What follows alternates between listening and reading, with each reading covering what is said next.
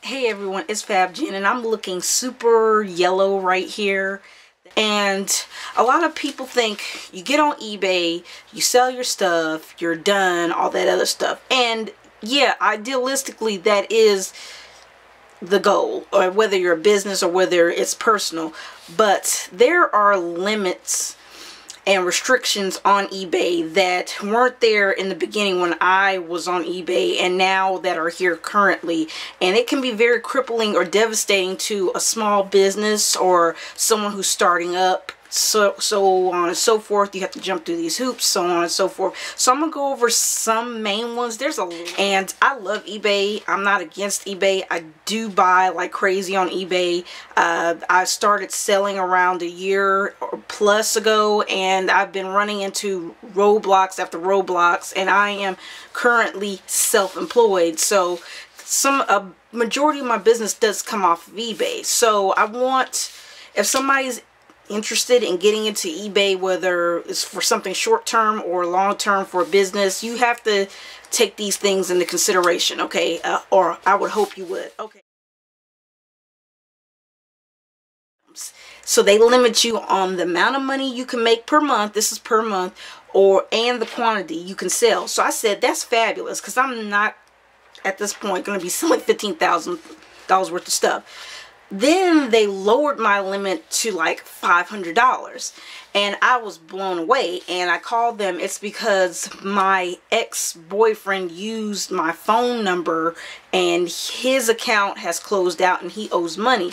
And come to find out, it was just $10, and I offered to pay the $10 to them, and they refused me because it wasn't my account.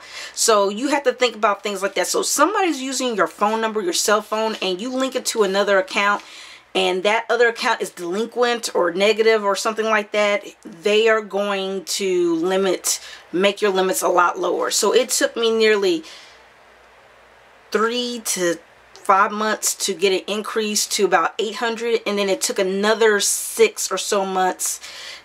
I say it's anywhere from 4 to 6 months before they raised the limit to at least 3,500.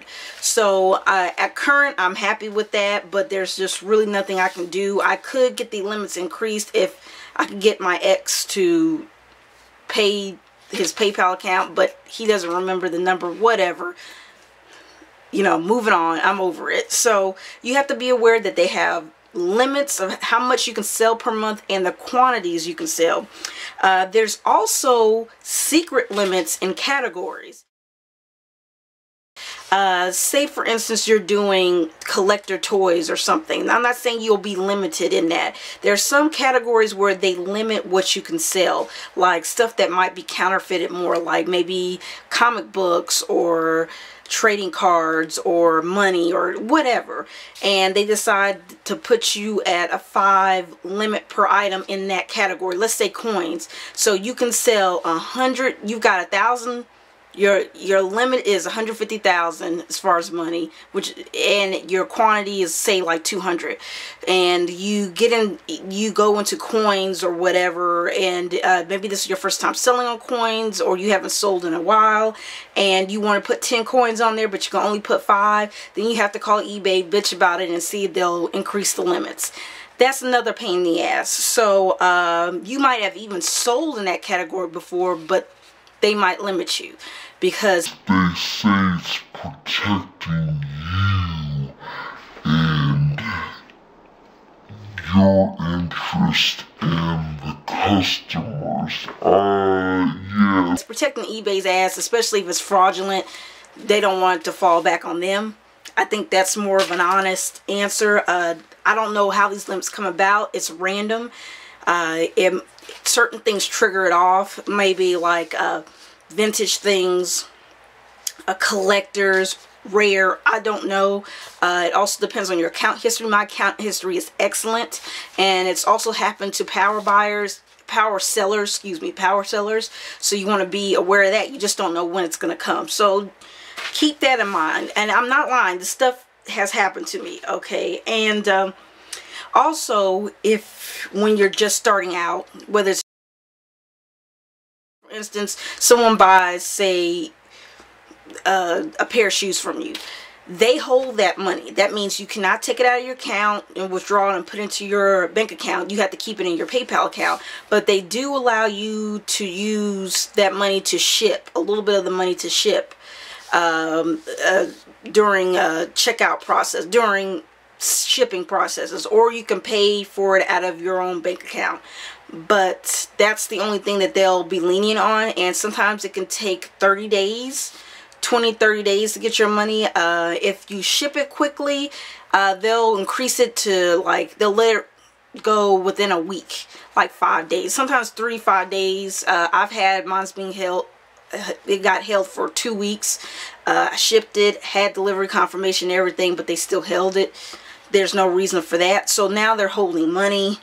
That's also, so if you need money right away, that's probably not going to be the best thing for you, especially you want to be honest with your sellers and put everything as detailed as possible, because if you're not and they don't like their item, they have 45 days to open up a case with you. And if they decide on the 40th day this person's full of caca, they're going to open up a case, then that means you'll be owing that money. Usually always the buyer wins, but there are times where the seller does win. But you have to be aware that they can return on you. That's one thing. That's why a lot of people buy on eBay too, is because they, even though you said there's no return, which usually people don't return it once they acknowledge that, okay, they don't have a return policy. I have a return policy, but it's not like 30 days. That's just ridiculous. But it's like 3 to 5 business days.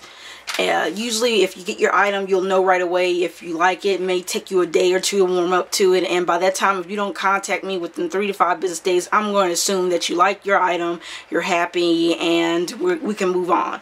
So you kind of have to remember that people can and have used and abused that. So just be aware of that. To write an e-check. An e-check basically allows them to write a check, but it takes 3 to 5 days to clear. So they're taking the money from your bank account, transferring it into your PayPal, from your PayPal to this person's PayPal account. So that takes 3 to 5 business days. They cannot ship the item until the e-check clears. The best thing I can recommend for you is to just go on ahead and debit or credit card it, and it comes right out of your account, and then they can ship the item the same day. I made the mistake of doing that back in the days. I don't know, I noticed that sometimes, very rare that it would write an e-check, but I don't want it to write an e-check. I just want it to come straight from my bank account, and usually it did. And some accounts I think that are a little bit newer, they do e-checks, so I just do debit, straight debit now. But that's just a little bit of bumps and roads that I've had. I'm still limited. I think putting all those limits on people is ridiculous. It's like telling a business owner, you can only make $100,000 this month. You can only make $50,000 this month. You can only sell 1,000 units of lipstick, or you can only sell 500 units of handbags, or you can only sell 20 units of sunglasses, because we just want to protect ourselves. You're renting this space from us, so we want to make sure that you have enough coverage to return, cover your losses, so that way we don't get hit or sued or whatever. And I think that's one thing that eBay is going to have to, if they want more businesses to come in, I think, or more people to sell their items, they're going to have to really stop being such big brothers and monitoring everybody. And if they do decide to monitor people, they eventually need to just lift those monitors, so that way people can grow and accelerate as a business. Now, I don't know, if you open up a business account on eBay, that doesn't mean that your limits won't be higher, doesn't mean that you won't have unlimited amounts or something. It might be that they, if you have an e-store eBay store, maybe things are different. I don't have an eBay store. I don't have a business license registered through eBay. Right now it's just really small and seeing how it goes. And other than that, eBay is a great place to buy things, and it's a great place to sell. Keep sticking with eBay is because they have the largest market. As far as people, they have the highest traffic. And if they didn't have the high traffic, guarantee you I would not be selling on eBay. I do sell on Bonanza.com. They don't have any limits like that. They are very, very customer service, customer friendly. If something does happen with your purchase, they do freeze that person's account. They can't, if they don't refund you your money, you can open up an account with PayPal. They use Google Checkout, which is awesome. They're not promoting one over the other, so you can use eBay, ProPay, or Google, or whatever, and you know, they're pretty good about that. They have a lot of things that I like, easy to navigate. I wish their searches would be a little bit more detailed, and I wish their market was a little bit bigger. Even when I post on eBay, I post on Bonanza. I also have a blog where I have my stuff posted sometimes, and I do have my own website that has stuff posted sometimes, and that website's more for storage of pictures and descriptions, because I don't really, the only traffic I get is spam. So anyway, I will link my eBay account below and my Bonanza, so you can go check out and see what I have. I have a lot of cool designer handbags. That's all I sell right now is designer handbags. eBay, I will do my best to answer them. I'm not an eBay guru or experts. I'm just a regular old Joe trying to start my own business, see how I like it, starting off in small, very small increments, and then going on from there. Anyway, I'll talk to you later. Bye.